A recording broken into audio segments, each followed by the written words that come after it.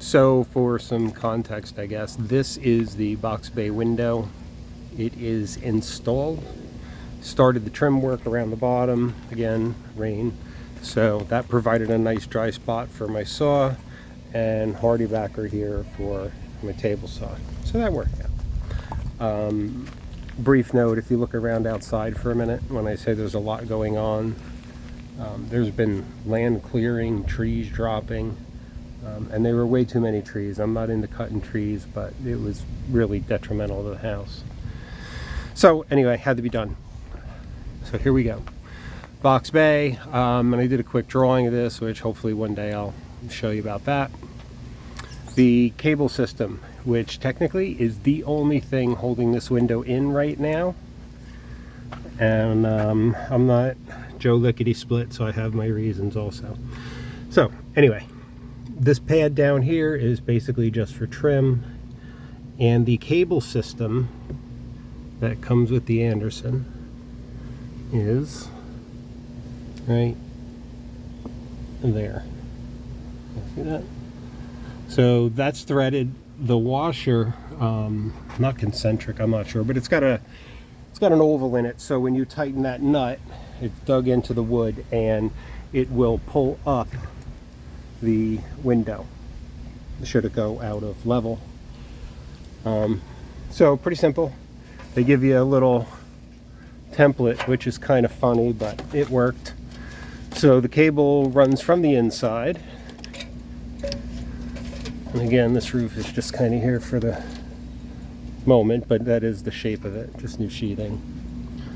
And also I have to get in here and drill a hole for lighting. That's going to go down into the bay. Also ventilation so that this can be vented soffit. This is the top of the cable system. And they're basically just 3-inch screws that go in. If you see next to that, there's 2 screws. They are 3-inch screws that go into studs. Same thing on the other side. The reason why I didn't worry about going right on the stud is because I wanted the cleats, to be equidistant from the center of the window. This way here, if you did tighten it, it didn't have a tendency to pull one straight, one crooked. So that's why I did it that way. Up here I kept this super simple. Just a couple ledger rafters on the building. I figured out on CAD how I wanted the outside to finish, so I knew it had to be that high off of the window itself. Yes, that's ugly, I know. Now the homeowner's gonna know and make me rip it out.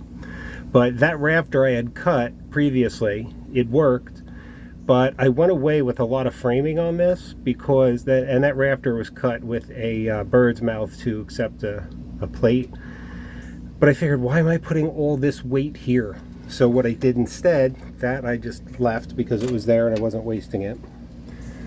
Just like I did here, I put, these are cleats screwed, screwed to the house, to the header above the window. And these, same thing, follow up, support the hips, typical stuff. But then I screwed plywood onto either side. Of course, this stuff is all glued on bottom. Everything to keep square, straight. Basically, this plywood is here to secure siding, casing, soffit, whatever it needs to be.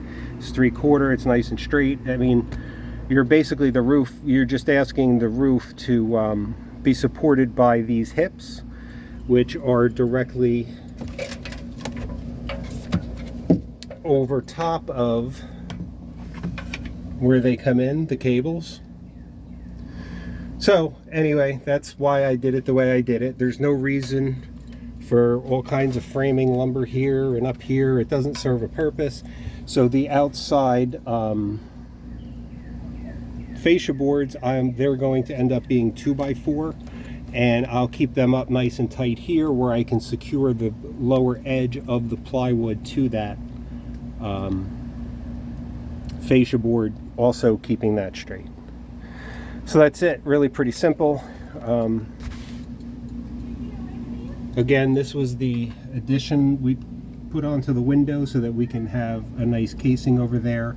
And without the extension I put on, that casing wouldn't be there pretty much at all. So, all right, that's the bottom pieces going in. All right, everybody, thanks for tuning in. If you like it, give a thumbs up, and subscribe if you don't mind. All right, have a great day. Enjoy it. Bye.